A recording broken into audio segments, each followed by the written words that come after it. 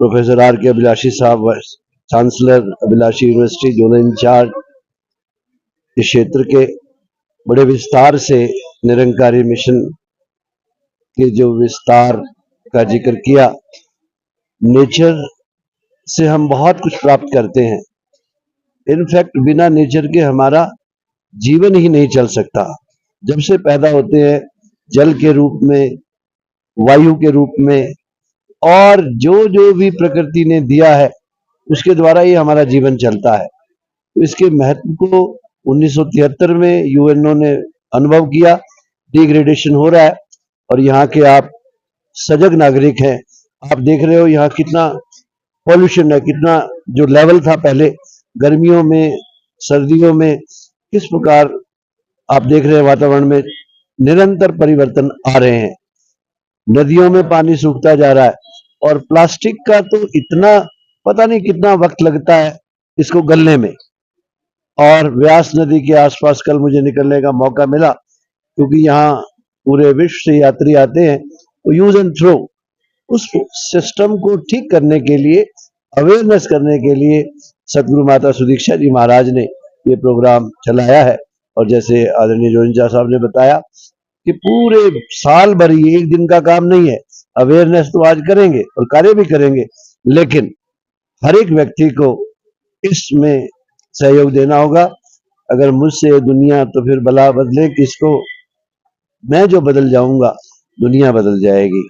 आइए सब मिलकर सदगुरु से प्रार्थना करें, हर इंसान जागरूक बने और जो कुछ हमें प्राप्त हुआ है अपने आने वाली पीढ़ी के लिए, बच्चों के लिए, इससे बेस्ट छोड़कर जाएं। क्योंकि एनवायरनमेंट ठीक होगा तभी शरीर ठीक होगा, शरीर ठीक होगा आत्मा भी शुद्ध होगी। तो सदगुरु माता जी से यही प्रार्थना कि हमारे अंदर अवेयरनेस आए, इसके महत्व को समझे।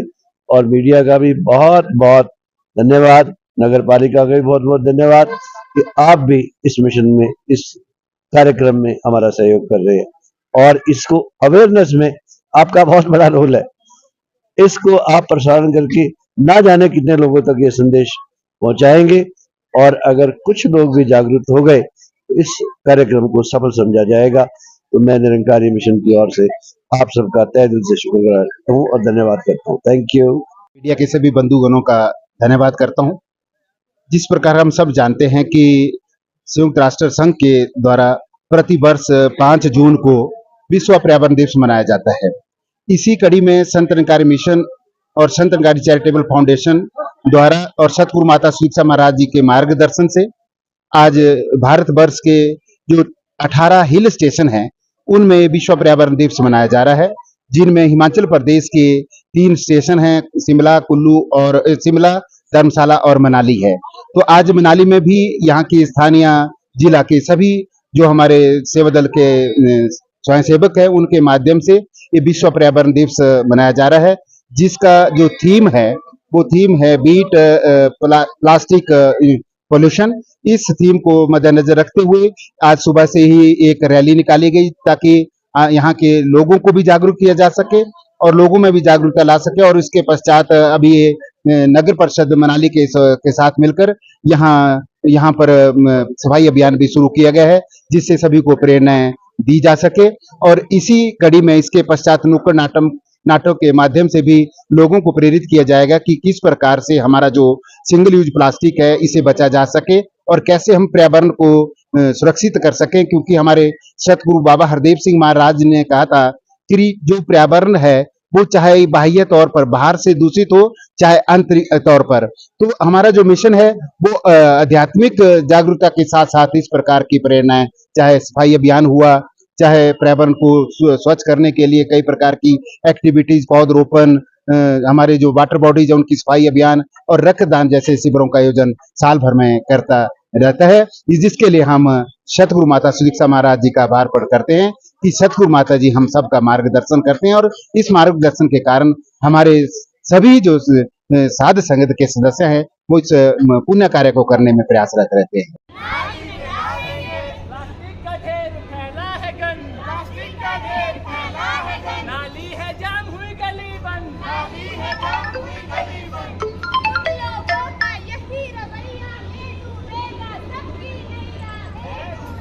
सबकी नैया ले डूबेगा। भाई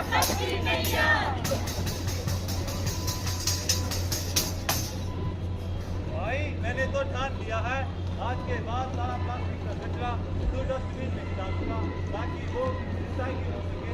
अरे भाई, अगर कोई प्लास्टिक का कचरा तुम्हारे सामने रख दिया तो आप क्या करोगे? नहीं, थोड़ा सा समझाएंगे। आप एक साल घर में सफाई ना हो तो आप अपनी बीवी को बोलते हो ना, अरे भाई तुम गए हो, बीवी ही तो नहीं है।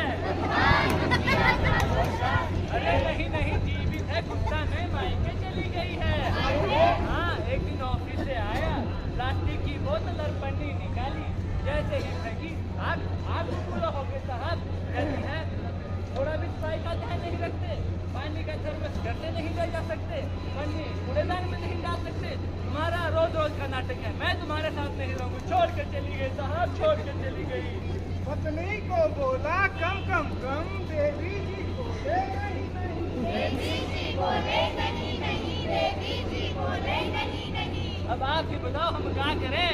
बच्चा प्लास्टिक का इस्तेमाल करते कम तो पत्नी जाती नहीं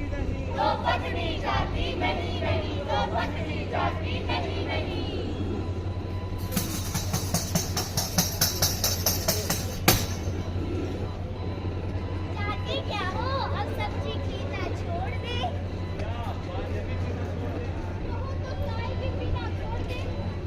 हमें समझना होगा, सब्जी के लिए कपड़े या क्या इस्तेमाल कर सकते हैं। लंच बॉक्स, चाय का कप, पानी का थर्मस हम खुद कैरी कर सकते हैं ताकि उसका दोबारा से यूज किया जा सके।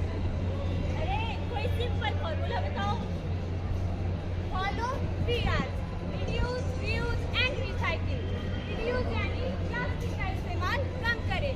रीयूज यानी ऐसी चीजों का इस्तेमाल करें जिन्हें हम दोबारा यूज कर सके। रिसाइकिल यानी प्लास्टिक से बनी सभी वस्तु को ब्लू डस्टबिन में डालें ताकि उसे रिसाइकिल किया जा सके। इन तीनों बातों को फॉलो करके हम प्लास्टिक प्रदूषण को कम कर सकते हैं।